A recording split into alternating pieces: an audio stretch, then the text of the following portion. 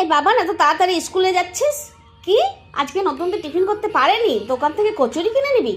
দাঁড়া 1 মিনিট, যা তুই ঘরে যা, একটু বস, আমি তোর জন্য আর বিলুর জন্য চটপট করে কিছু বানিয়ে দিচ্ছি, টিফিনে নিয়ে যাস। টিফিনে কি বানাবো সেরকম কোনো জোগাড়ই হাতের কাছে ছিল না, তাই ঘরে যা কিছু ছিল সেটা দিয়েই একটা কিছু বানাবার চেষ্টা করলাম। প্রথমেই সোয়াবিন আমি ভিজিয়ে রেখে দিয়েছিলাম, তো সোয়াবিন, পুদিনা পাতা, ধনে পাতা, রসুন, কাঁচা লঙ্কা একসাথে বেটে নিলাম। তারপর সামান্য ময়দা, দই, পরিমাণ মতো নুন দিয়ে ওই সোয়াবিন বাটাটা বেশ ভালো করে মেখে নিলাম। তারপর তাওয়াতে ছোট ছোট পরোটার মতন ভেজে দিয়েছিলাম। এর থেকে বেশি আর সকালে চটপট করে কী বানাবো তোমরাই বলো।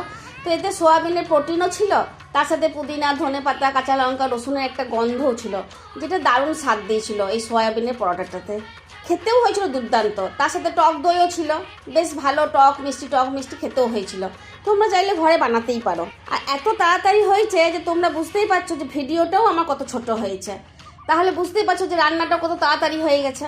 তো তোমরা যদি খুব তাড়াতাড়ি সকালের মধ্যে টিফিন করতে চাও বাচ্চাদের জন্য, তাহলে এই সয়াবিনের পরোটাটা করতেই পারো। ভালো লাগলে সাবস্ক্রাইব করবে, ধন্যবাদ।